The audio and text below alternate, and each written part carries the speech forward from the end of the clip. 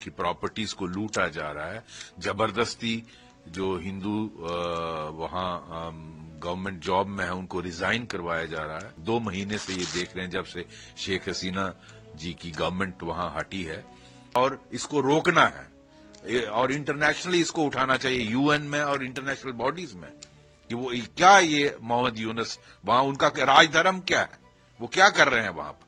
नमस्कार, আপনারা দেখছেন দ্য ইন্ডিপেন্ডেন্ট বেঙ্গল। আমি শিবম। লাগাতার ভারত বিরোধী কথা এবং ভারতকে কার্যত হুঁশিয়ারি বা হুমকি যেভাবে বাংলাদেশ সরকারের একাধিক উপদেষ্টা দিচ্ছেন, তা যে আলটিমেটলি বাংলাদেশ সরকারকে ব্যাকফায়ার করছে তা কিন্তু আজকে আন্তর্জাতিক মহল বুঝে গেল। আজকে আমেরিকা সরাসরি মুখ খোলার পর প্রধানমন্ত্রী নরেন্দ্র মোদীকে সেনাবাহিনীর প্রাক্তন কর্তারা, পুলিশের একাধিক কর্তা এবং যত সরকারি আধিকারিক বা আমলারা আছেন তারা একটি চিঠি লিখলেন। সেই চিঠি লিখে কার্যত বাংলাদেশে যেভাবে হিন্দুদের উপর আক্রমণ হচ্ছে, সনাতনীদের উপর নিপীড়ন চলছে এবং সামগ্রিকভাবে আইন শৃঙ্খলার যে অবনতি হয়েছে সে বিষয়ে কড়া চিঠি লিখে প্রধানমন্ত্রী নরেন্দ্র মোদীকে পুরো বিষয়টায় হস্তক্ষেপ করতে বললেন এবং সরাসরিভাবে সেনাবাহিনীর একাধিক প্রাক্তন কর্তা টিভি মিডিয়ার সামনে বললেন, আমরা তৈরি এ পুরো বিষয়ে ভারত যেন কড়া অবস্থান নেয় অন্তত এই বাংলাদেশ সরকারের বিরুদ্ধে। নিশ্চিতভাবে আমরা বাংলাদেশ ভারত সীমান্তের উপর অত্যন্ত কড়া নজর রাখছি। যেরকম পরিস্থিতি যদি কোন রকম হয় তাহলে ভারত প্রস্তুত, সম্পূর্ণভাবে প্রস্তুত। কালকে বাংলাদেশের আইন উপদেষ্টা কি বলেছিলেন জানেন? আইন উপদেষ্টা বলেছিলেন ভারতের স্ক্রিপ্টকেও বাংলাদেশে ইমপ্লিমেন্ট করার চেষ্টা করছেন। এই ভারতীয় স্ক্রিপ্ট এখানে রূপায়িত করার কাজে নেমেছে কিছু মানুষ। এই আইনি উপদেষ্টা কিছুদিন আগে আরও একটা অদ্ভুত কথা বলেছিলেন।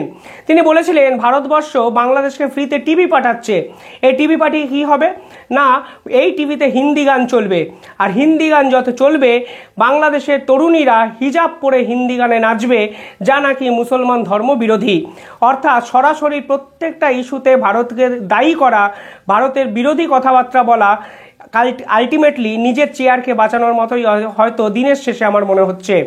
এই আইনি উপদেষ্টা আরও কিছুদিন আগে বলেছিলেন 26 লক্ষ ভারতীয় নাকি বাংলাদেশে চাকরি করেন। যদিও বিশ্বাস করুন বহু খুঁজে এর সপক্ষে কোনো তথ্য বা স্ট্যাট আমি অন্তত খুঁজে পাইনি। অর্থাৎ এই আইনি উপদেষ্টা, যার কি ডিগ্রি আছে আমি জানি না, যিনি আইন কতটা বোঝেন সে সম্পর্কেও আমার কোনো ধারণা নেই, কিন্তু যিনি এটা বুঝে গেছেন যা ভারত বিরোধিতা করলে বা ভারতের বিপক্ষে কথা বললে তার হয়তো চেয়ারটা বা মসনদটা বেঁচে যাবে।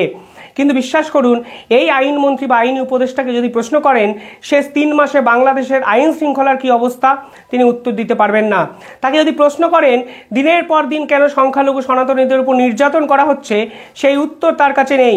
তাকে যদি প্রশ্ন করেন কেন বাংলাদেশের 2 ছাত্র আন্দোলন ফের একবার মোহাম্মদ ইউনুসি বিরোধী আন্দোলনে কার্যত উত্তাল একটা আকার ধারণ করছে, সেই উত্তর তাদের কাছে নেই।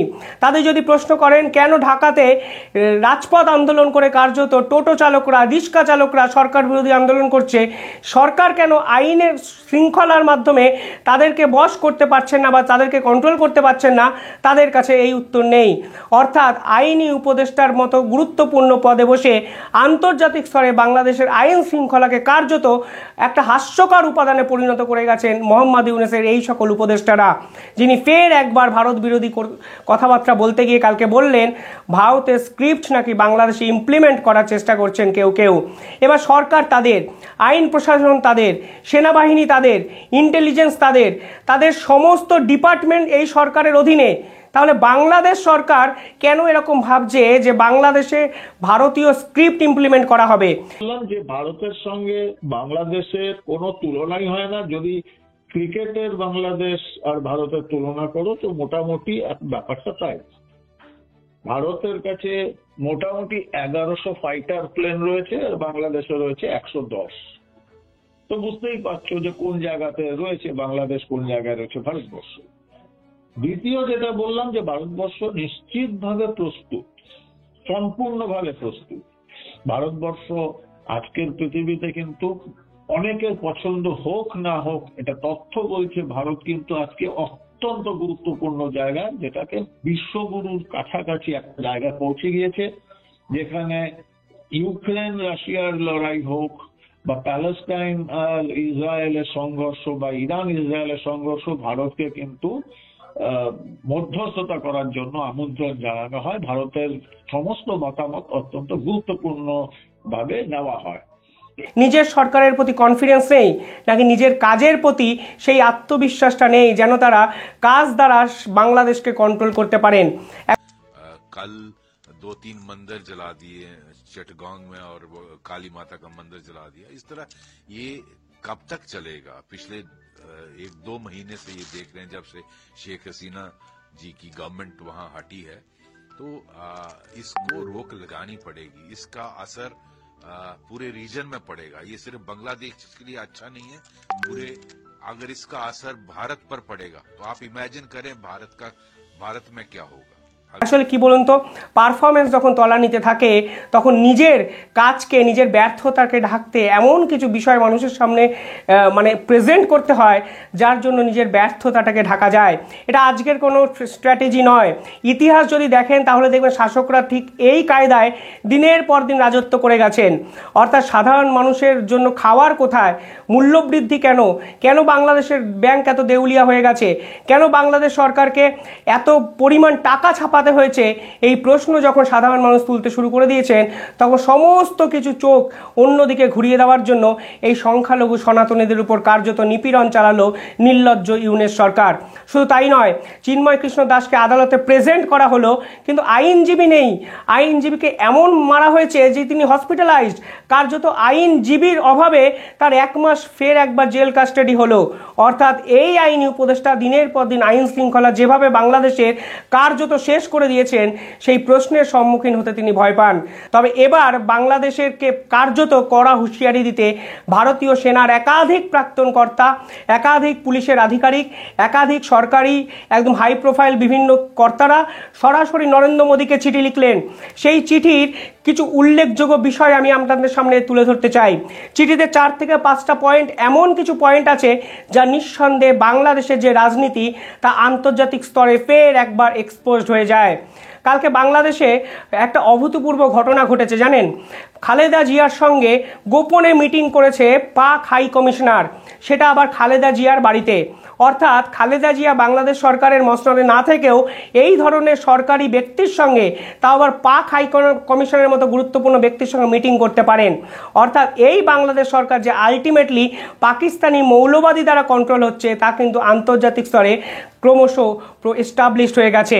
এই ঢাকা শহরে একাধিক জমায়েতে কার্যত জাতির পিতা হিসাবে ঘোষণা করা হোক মোহাম্মদ আলী জিন্নাহর নাম, সেই দাবি কিন্তু উঠেছে। জাতীয় সঙ্গীত যা রবীন্দ্রনাথ ঠাকুরের লেখা তা বদলে দেওয়ার দাবি উঠেছে। এমনকি মোহাম্মদ ইউনূস সরকার ক্ষমতায় এসে পাকিস্তান থেকে বিপুল পরিমাণে অস্ত্র কেনা ছাড়পত্র দিয়েছে। করাচি থেকে একটি জাহাজ চট্টগ্রাম বিমানবন্দরে, মানে চট্টগ্রাম জাহাজ বন্দরে এসেছে, যে চট্টগ্রাম কার্যত ভারতের সঙ্গে লিজ চুক্তির মাধ্যমে শেখ হাসিনা একটি দ্বিপাক্ষিক চুক্তি করে গেছিলেন।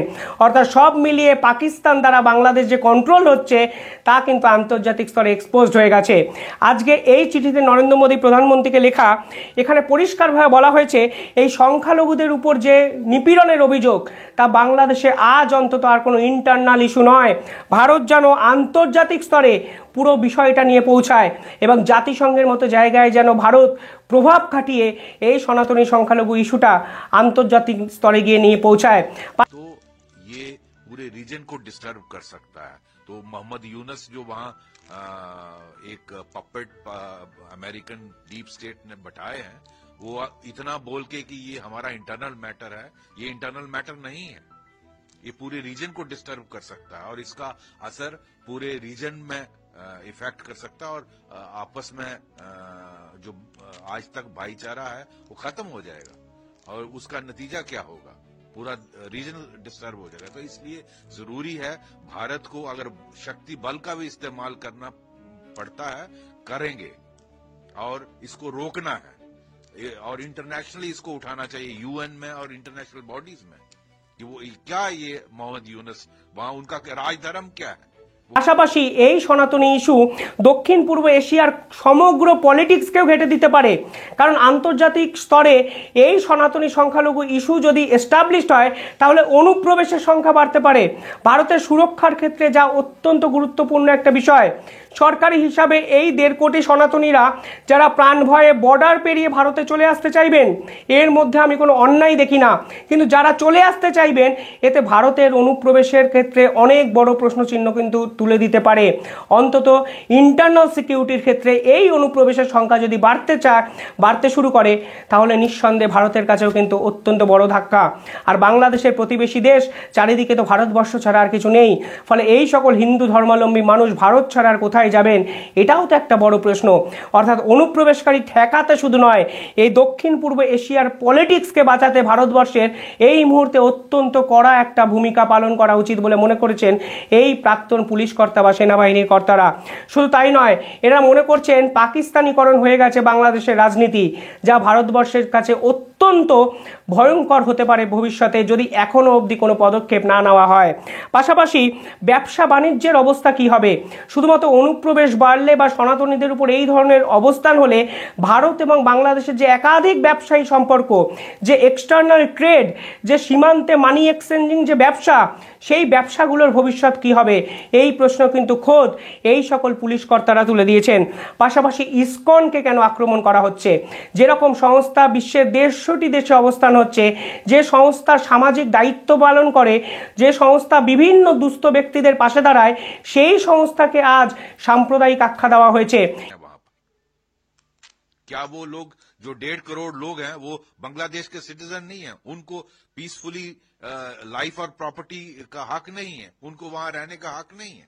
तो आप जिस तरह से इस्कॉन जैसी ऑर्गेनाइजेशन पीसफुल जो भगवान कृष्ण का मैसेज ऑफ लव दुनिया में फैलाती है, सैकड़ों देश में है वो, तो बांग्लादेश में वो टेररिस्ट ऑर्गेनाइजेशन बन जाती है। और वो जो असली टेररिस्ट ऑर्गेनाइजेशन है जो सड़कों पर रूल कर रही है, उसको वहां की फौज और पुलिस सिर्फ देखती है तमाशा।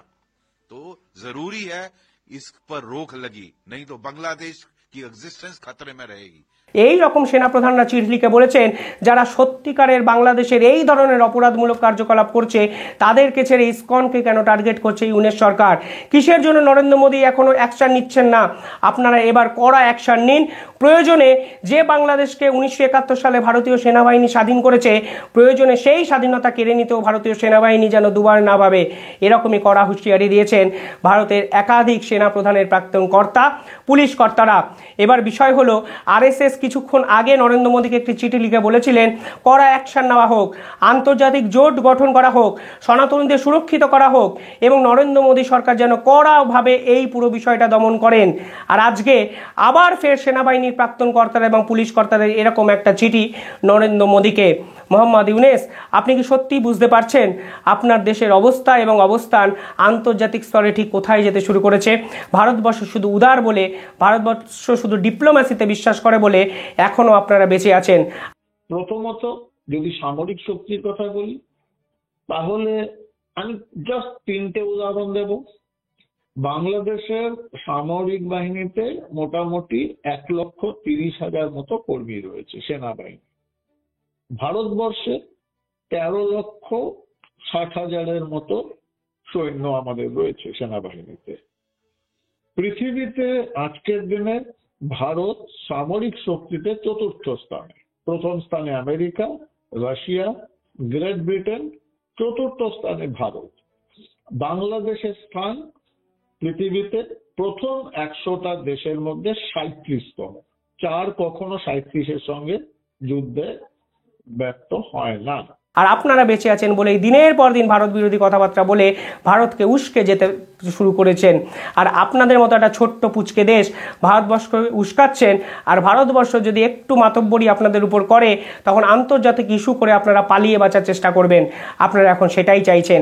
পালিয়ে বাঁচার উপায় খুঁজে না পেয়ে আপনারা কার্যত ভারতকে ইনভাইট করছেন আপনাদের ইন্টারনাল পলিটিক্সে ঢোকার জন্য।